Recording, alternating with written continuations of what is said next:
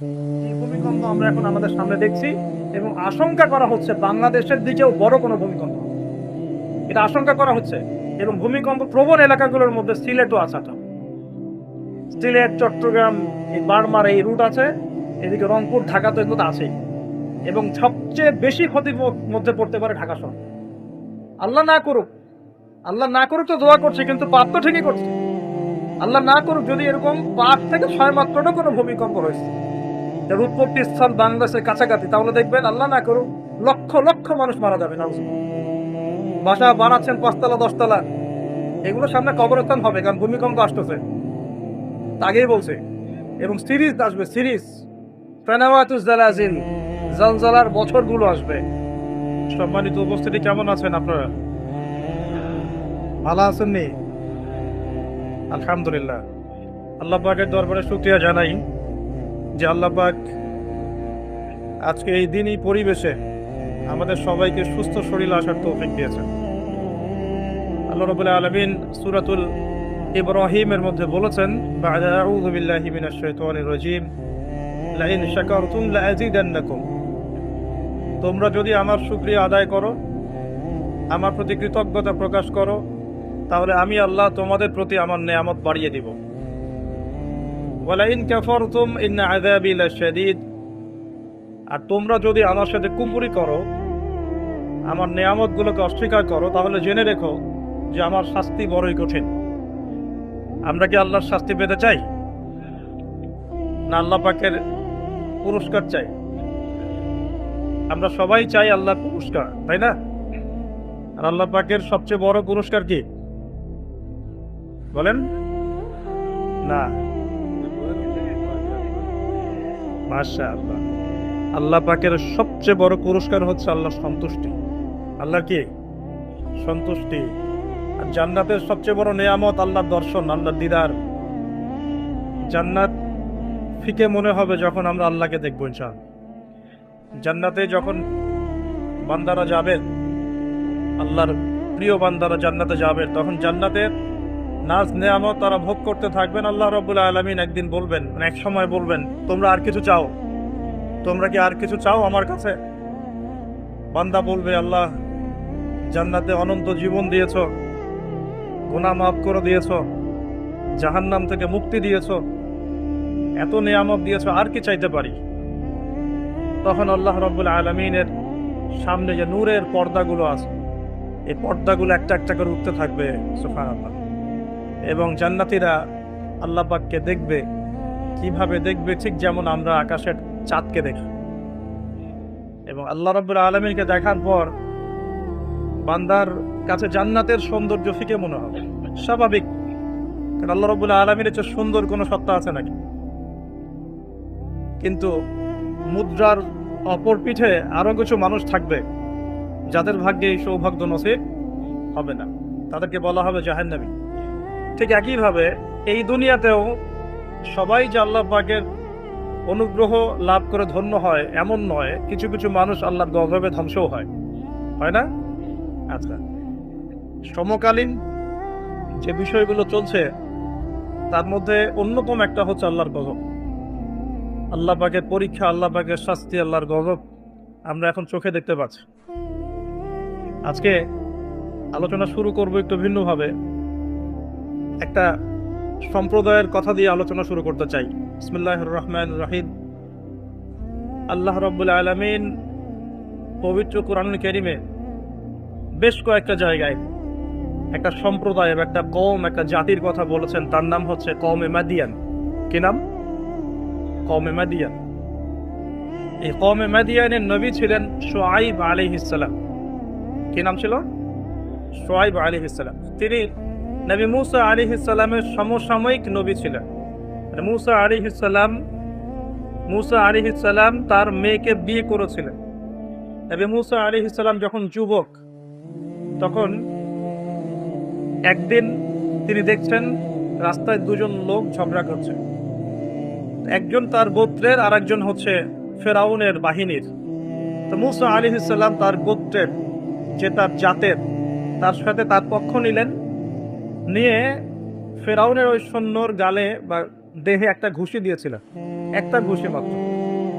কোরআন বলছে যে সেই এক ঘুষিতেই সেই ব্যক্তি মারা গেছে। ঠিক আছে, ওয়াকাযাহু মুসা আলাইহিস সালাম তাকে একটা ঘুষি দিলেন, ফাকাদা আলাইহি, এতেই তার মৃত্যু হয়ে গেল। পরের দিন আবার একই ঘটনা ঘটছে, মুসা আলাইহিস সালাম দেখছেন আবার সেই ব্যক্তি আরেকজনের সাথে লড়াই করছে। তখন তিনি আবার তাকে বাঁচাতে গেলেন, তখন সেই ব্যক্তি বলছে গতকাল কিন্তু তুমি একজনকে ঘুষি মেরে হত্যা করেছো, আজকে কি আবার আমাকে হত্যা করতে চাচ্ছ? তখন এক ব্যক্তি খবর নিয়ে আসলো, মুসা এখান থেকে পালাও, কারণ ফেরাউনের বাহিনী তোমাকে ধরতে আসছে, কারণ তারা মনে করে তুমি একজনকে হত্যা করেছো। তখন মুসা আলাইহিস সালাম মিশর থেকে চলে গেলেন, হিজরত করলেন। এই মিশর থেকে হিজরত করে তিনি এই শুআয়ব আলাইহিস সালামের কওমে মাদিয়ান এখানে চলে গিয়েছিলেন। এখানে তিনি একটা গাছের নিচে বসেছিলেন। বসে তিনি দেখলেন যে কিছু মানুষ গবাদি পশুদেরকে পানি পান করাচ্ছে, আর দূরে দুটো মেয়ে দাঁড়িয়ে আছে। তো মুসা আলাইহিস সালাম তাদেরকে গিয়ে বললেন, আপনারা দাঁড়িয়ে আছেন কেন? তখন সেই দুটো মেয়ে মুসা আলাইহিস সালামকে বললেন যে আমরা দুর্বল, যতক্ষণ না তারা তাদের পশুদেরকে পানি পান করিয়ে চলে যাচ্ছে ততক্ষণ পর্যন্ত আমরা পানি পান করাতে পারি না।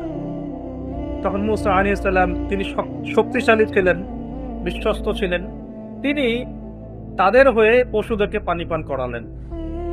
এবার সেই মেয়ে দুটো বাসায় চলে গেল। বাসায় চলে গিয়ে কিছুক্ষণ পর মুসা আলাইহিস সালাম আবার সেই গাছের নিচে বসে আল্লাহর কাছে একটা দোয়া করছেন। কি দোয়া? আল্লাহ পাক কোরআনে বলছেন, নবী মুসা আলাইহিস সালাম বলেছিলেন, রব্বি, হে আমার রব, ইন্নী লিমা আনজালতা ইলাইয়া মিন খায়রিন ফাকির, হে আল্লাহ তুমি আমার প্রতি যে নিয়ামত বর্ষণ করবে, তুমি আমার উপর যে অনুগ্রহ বর্ষণ করবে, আমি তার জন্য ভিখারি হয়ে বসে আছি। বলেন সুবহানাল্লাহ। কারণ এখন মুসা আলাইহিস সালাম ফেরারি মানুষ, মিশর থেকে চলে আসছেন, না এখানে আছে খাবার, না আছে বস্ত্র, না আছে বাসস্থান, না আছে কোনো আত্মীয় স্বজন, একাকী। তখন তিনি গাছের নিচে বসে এই দোয়া করছেন, রব্বি ইন্নী লিমা আনজালতা ইলাইয়া মিন খায়রিন ফাকির, হে আল্লাহ আমার উপর তুমি যে নিয়ামত গুলো দিবে এর জন্য আমি ভিখারি হয়ে বসে আছি। সুবহানাল্লাহ। ঠিক ওই সময় ওই দুই মেয়ের একজন মেয়ে হেঁটে হেঁটে মুসা আলাইহিস সালামের কাছে আসলেন, এবং তাদের হাঁটার বর্ণনা আল্লাহ পাক কোরআনে দিয়েছেন যে তারা লাজুক ভঙ্গিতে হেঁটে আসলেন। সেই মেয়ে লাজুক ভঙ্গিতে হেঁটে আসে। এখনকার মেয়েদেরকে এই হাঁটা কে শিখাবে যে মেয়েদেরকে লাজুক ভঙ্গিতে হাঁটতে হয়? লজ্জা শরম তো সেই কবেই উঠে গেছে। তো একটা ভালো কাজ করার পরে মুসা আলাইহিস সালাম গাছের নিচে বসে আল্লাহর কাছে দোয়া করছেন। এই জন্য ভালো কাজের ওসিলা দিয়ে আল্লাহর কাছে দোয়া করতে হয়। এই যে আমরা দোয়া করতে চাই আল্লাহর কাছে, দোয়া করার বিভিন্ন সময় আছে, গুরুত্বপূর্ণ সময় আছে, পদ্ধতি আছে। পদ্ধতির সময় বুঝে দোয়া করলে ইনশাল্লাহ দোয়া ডাইরেক্ট কবুল হবে ইনশাআল্লাহ। আর তিনটা জিনিস খেয়াল রাখতে হবে। এক, ওই ইবাদত যেন আল্লাহর সন্তুষ্টির জন্য হয়। দুই, সেটা যেন নবী সাল্লাল্লাহু আলাইহি ওয়াসাল্লামের পদ্ধতি অনুযায়ী হয়। এবং তিন, আপনার রিজিকটা যেন হালাল থাকে। এই তিনটা বিষয় ঠিক থাকলে ইনশাআল্লাহ তাআলা দোয়া কবুল হবে ইনশাআল্লাহ। তো মুসা আলাইহিস সালাম দোয়া করলেন, সাথে সাথে ফল আসলো। ওই মেয়ে হেঁটে হেঁটে চলে আসলেন, এসে বললেন, আমার বাবা আপনাকে ডাকছেন, আমার বাবা আপনাকে ডাকছেন। এই কথার অর্থ যারা অ্যাডাল্ট তারা বুঝতে পারবেন। এখন মুসা আলাইহিস সালাম তার সাথে গেলেন, গিয়ে দেখলেন তার বাবা হচ্ছেন একজন নবী, যার নাম হচ্ছেন শুআয়ব আলাইহিস সালাম, যার কথা বলছেন। তার বাবার নাম কি? শুআয়ব আলাইহিস সালাম। এখন শুআয়ব আলাইহিস সালাম তিনি মুসা আলাইহিস সালামকে বলছেন, কি ঘটনা তোমার, আমাকে বলো। তখন মুসা আলাইহিস সালাম তাকে সব ঘটনা বললেন। এখনো কিন্তু মুসা আলাইহিস সালাম নবী হন নাই, এখনো কিন্তু তার কাছে ওহী আসেনি। ঠিক আছে, এখন তিনি তার ঘটনা খুলে বললেন যে আমি বনু ইসরাইলের মানুষ, ফেরাউনের ঘরে বড় হয়েছি, একদিন রাস্তায় ঘটনা ঘটলো, তারপরে আমাকে তারা ধাওয়া করে আজকে এই জায়গায় আমি চলে আসি। এখন শুআয়ব আলাইহিস সালাম বলছেন যে এখানে ভয়ের কিছু নাই, তুমি এখানে নিরাপদ, এখানে কেউ তোমার কোনো ক্ষতি করবে না ইনশাআল্লাহ। তখন এই দুইজন মেয়ের একজন বলছে, বাবা এই ব্যক্তি হচ্ছে বিশ্বস্ত এবং শক্তিশালী, এই ব্যক্তি হচ্ছে বিশ্বস্ত এবং শক্তিশালী। মুসা আলাইহিস সালামের দুটা গুণ এখানে পাওয়া গেল, তিনি বিশ্বস্ত ছিলেন এবং কি শক্তিশালী ছিলেন। তো সে আমাদের উপকার করেছে, তাকে কি আমাদের কাছে রাখা যায় কিনা, তাকে পুরস্কার দেওয়া যায় কিনা? তখন বিচক্ষণ পিতা মেয়ের কথার ইশারা বুঝে ফেললেন। তখন পিতা এই মেয়ের সাথে মুসা আলাইহিস সালামের বিয়ে দিলেন। বলেন সুবহানাল্লাহ। কি শর্তে বিয়ে হলো? 8 বছর শুআয়ব আলাইহিস সালামের যে আপনার কাজ করতে হবে, মানে খামার শুআয়ব আলাইহিস সালামের যে প্রজেক্ট আছে সেখানে 8 বছর শ্রম দিতে হবে, চাকরি করতে হবে, 8 বছর দেখাশোনা করতে হবে তার প্রপার্টিস দেখাশোনা করা মানে কি, সব দেখভাল করা, ভালো মন্দ দেখাশোনা করা। তার ছিল ক্ষেত ছিল, জমি জমা ছিল, আপনার গবাদি পশু ছিল, এগুলো দেখাশোনা করতে হবে। তো মূসা আলাইহিস সালামকে শর্ত দিচ্ছেন 8 বছর আমার এখানে কাজ করতে হবে, আর তুমি যদি 2 বছর বেশি করো, 10 বছর পূর্ণ করতে পারো, এটা তোমার বিষয়। আর এই ওয়াদা আমার আর আল্লাহর মাঝখানে, তোমার আমার আল্লাহর মাঝখানে থাকবে। তো মূসা আলাইহিস সালাম রাজি হলেন এবং তিনি সেখানে থাকতে লাগলেন। তো পরবর্তীতে মূসা আলাইহিস সালামের কাছে নবুয়ত আসলো যখন তুর পাহাড়ে তিনি আগুন দেখতে পেলেন। তিনি সেখানে গিয়ে আগুন খুঁজছেন, আর তুর পাহাড়ের ডান দিক থেকে আল্লাহ রাব্বুল আলামিন আওয়াজ দিলেন, ইয়া মূসা, হে মূসা, ফাখলা'না আলাইক, তোমার জুতা খুলে আসো, ইন্নাকা বিল ওয়াদিল মুকাদ্দাসি তুয়া, তুমি এখানে পবিত্র একটা জায়গায় এসেছো। মূসা আলাইহিস সালাম তো ভয় পেয়ে গিয়েছিলেন। আল্লাহ রাব্বুল আলামিন তাকে ওহী করলেন, তুমি নবী, আমার কাছে রাসূলরা ভয় পায় না, তোমার হাতে ওটা কি? মূসা আলাইহিস সালাম বলছেন, আমার হাতে লাঠি। কি করো লাঠি দিয়ে? মূসা আলাইহিস সালাম বলছেন, লাঠি দিয়ে আমি এই যে আমার